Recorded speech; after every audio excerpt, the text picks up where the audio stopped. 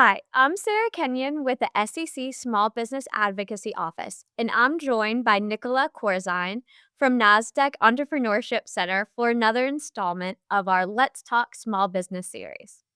Before we jump into our conversation, I need to note that everything I say today is on my own behalf as staff in the Office of the Advocate for Small Business Capital Formation and does not necessarily reflect the views of the Commission, the Commissioners, or my colleagues on staff.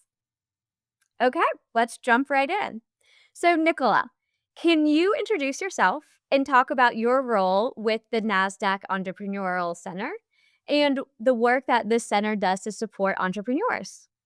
Absolutely. Well, first and foremost, thank you so much. It is an absolute treat and delight to be here today.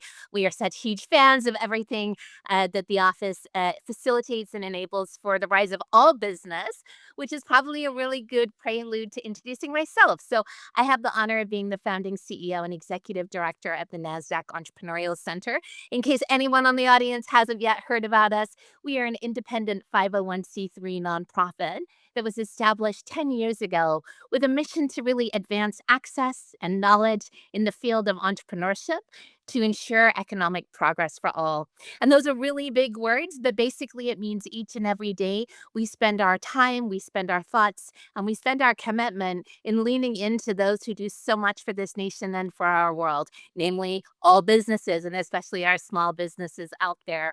Um, our work is centered around three core pillars. We have a programmatic free technical assistance, which is powered by understanding the barriers and the challenges that our business owners face each and every day.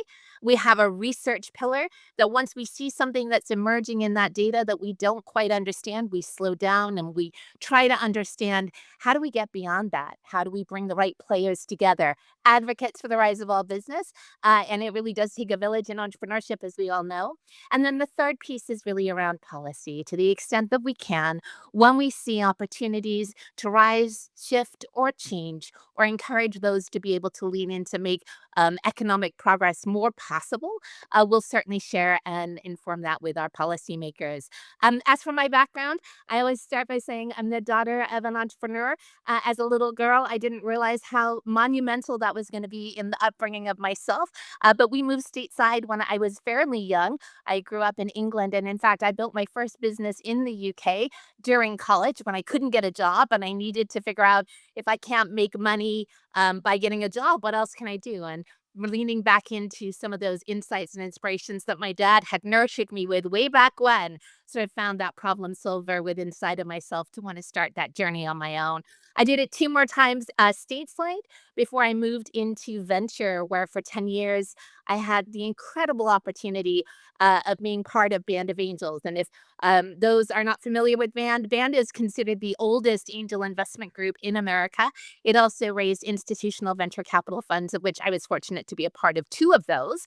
And I also worked under Startup America as an early advisor, which was under the Obama administration, that really sought what is happening in innovation economies across the US. And how do we get more resources to those who are so talented, who may be separated geographically? Little did I know that would become a dominant theme for myself, and obviously the state of this conversation that we're going to continue to have today. But one of my companies ended up doing a joint venture with NASDAQ, and I learned at that time what NASDAQ Foundation was committed to doing. And that was really building a new home where entrepreneurs of all backgrounds, of all industries, could lean in, be seen, be supported, and be celebrated for the incredible work that they do each and every day. So we started opening our doors in San Francisco 11 years ago. We're now across the world and have the amazing opportunity to learn from 105,000 entrepreneurs each and every day what it is that they're building, who it is that they're building for, and what more we need to be doing to ensure that our greatest problem solvers have all the access, support, and systems they need to go the distance in this marathon they're on. Well, thank you. That was a great explanation of not only your background, but what the center does. Um, and it really seems that has set you up very well for the role that you have been taking. So, my next question is specifically about some of the work that the Entrepreneurship Center does. So, in 2021, the NASDAQ Entrepreneurial Center launched the Venture Equity Project, And since then, you have partnered with various researchers. Can you tell us some of the motivations behind this project and what ultimately do you hope to achieve? Such a great question. So, if you'll indulge, I'm going to take a little bit of a trip down memory lane and maybe go back a little bit before 2021 in honor to that conversation starter that we had before, where I said we don't study anything without first understanding what is emerging through the landscape and the lived experience of our entrepreneurs, super majority of whom are under resourced. As we looked around the issues that they were facing, and obviously not surprising to the office or to anyone listening today, access to capital continued to be a pervasive issue that most of our founders were struggling with. And they were struggling in a variety of ways. It seemed impossible for them to figure out what journey they should be on and how to raise the kinds of money that they needed to grow and scale their businesses. And so we started to say, I wonder what's occurring that may be causing implicit or unexpected bias to be present for our under resourced founders, specifically for founders of geographic differentiated locations. This study was originally funded by NASDAQ and by JP Morgan Foundation, who have continued to really be able to invest in this work. As I mentioned earlier, we don't charge for anything. We don't take any equity. We're one of the best deals out there, I promise. But we do rely on our foundations and our funders to be able to make this work possible. Through their initiatives, what emerged was a couple of really interesting things. We wanted to find out, is it possible in those early days that geography actually plays a part of the opportunity? And do all geographies look the same when it comes to who is creating equitable innovation systems that rise for the benefit of all? And in that first couple of years, we learned a lot. We learned that there is an intersectional aspect to which regions were actually rising perhaps faster than others were. And that made us really curious. And so now we're in actually our fifth year of studying this insight. Last year, what we saw was 7 states were rising as leaders, as we call them, equity innovation leaders in this field. And we are now starting to see clear thematics emerge around how it is possible to have accelerated innovation economies in those locations. The unspoken insights, the secrets to their success, if you will, that we hope are going to serve as inspiration for other communities to go, oh, if they're doing that, now I don't have to keep repeating those same experiments. Instead, I can actually leverage those insights to scale to the next level of impact in my community as well. So I'm happy to talk into some more of those details around what is emerging as sort of those big ahas. And we can also talk about those states. We always celebrate and recognize that just because the state isn't quite where they want to be today, it's important to be able to recognize everyone is on a continuum and that journey doesn't have a hard end date. In fact, we all benefit when every single state is performing as expeditiously as we possibly can. But the work I do want to recognize was made possible by two really deep and meaningful partners that we've been so fortunate to learn beside every day. I mentioned it takes a village. These guys are definitely in our village of support and insights. First up is Heartland Forward. They are an incredible research institute that really helped us better understand how are we going to figure out what venture aspiring looks like in this country when it's certainly not being measured in the dollars and cents of venture flowing necessarily yet to that population basis. And the second is Penn State University, who, through their EIC initiative, was able to look at the role of policy inside of these locations. Obviously, for many of us that are on the sidelines, we might go, policy, that's probably more of a lagging than a leading indication. But we still wanted to really lean in and say, and question to ourselves, what is the influence of policy to supporting equitable outcomes and innovation through lines to these locations and these places? So those two partners came together with us. We then were able to do deep case studies with inside of these states. And our venture equity project report was released late October, phase one of it. Stay tuned, obviously, for more that's unfolding this coming year as we look to go deeper into cities and understand the collaboration that lives within cities and across state lines. Well, thank you. That all sounds incredible, and we are looking forward to seeing some of those fun information in part two. So, related, what do you see as the role of data in the advocacy work done by the center? And how can it make a difference for small businesses and ecosystems around the country? Mm.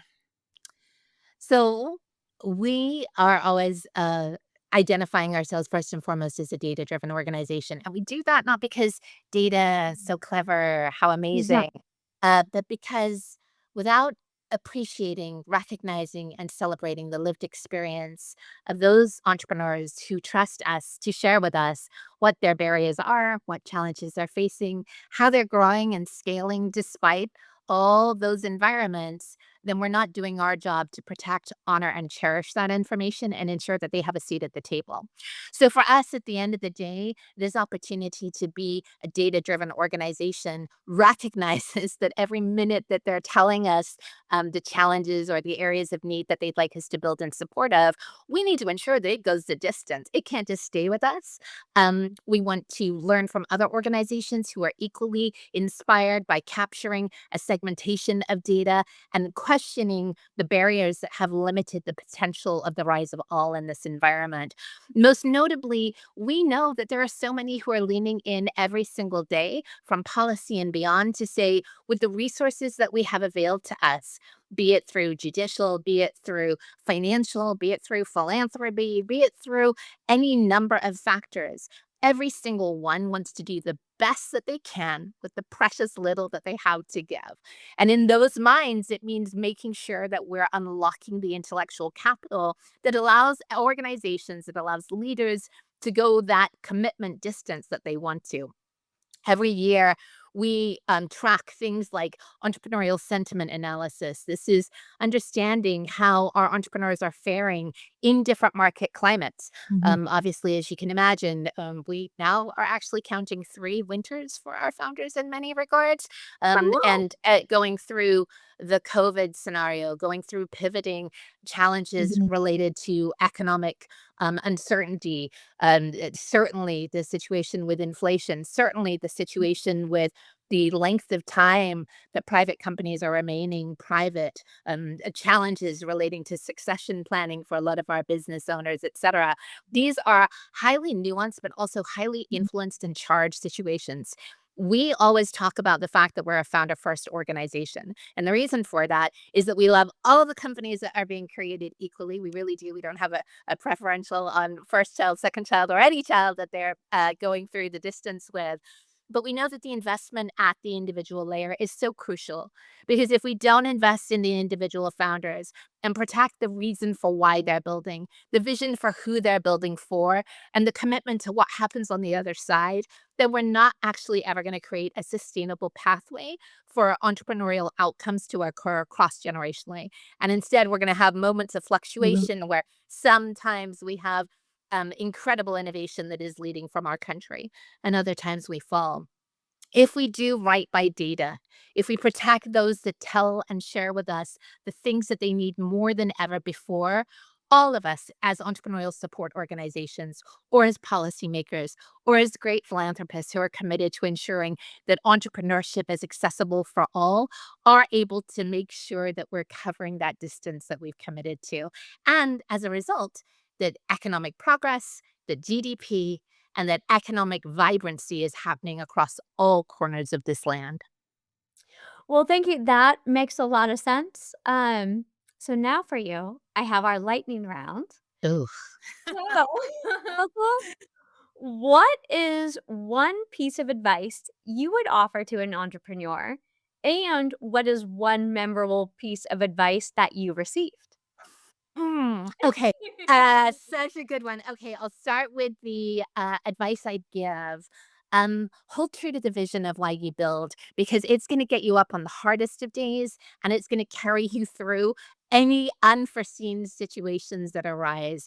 If they can't take that away from you, then that is the reason for you continuing to build, despite all the reasons that you might opt out. So hold on to that vision for who you're building for and why you're building for. Put it above your desk if you need to, carry it on the phone if you need to, but make sure you have that right in front of you at Mhm. all times. Um, the greatest advice that I've been offered, and those that know me, it would say it's still a learning process. We're always taught in entrepreneurship about the ABCs, where the ABC is always be closing, meaning you're always closing your next round, you're always closing the next deal, you're always closing the talent that you can't afford. But the other ABC that is crucial and critical is always be curious. Never think that you've gotten to a point where you know so much that you forget to slow down and ask the questions of what you don't know. And so for me, that always be curious lane is very important as my ABC of priority. Oh, those are both wonderful. Well, thank you so much for taking the time to talk to us today.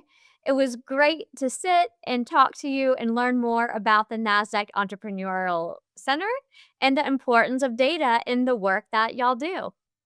Thank you so much. It's been a joy being here. And for anyone who's curious, please come visit us online. You'll find all our resources and research there at thecenter.nasdaq.org. Thanks, Sarah. Great. Thank you so much.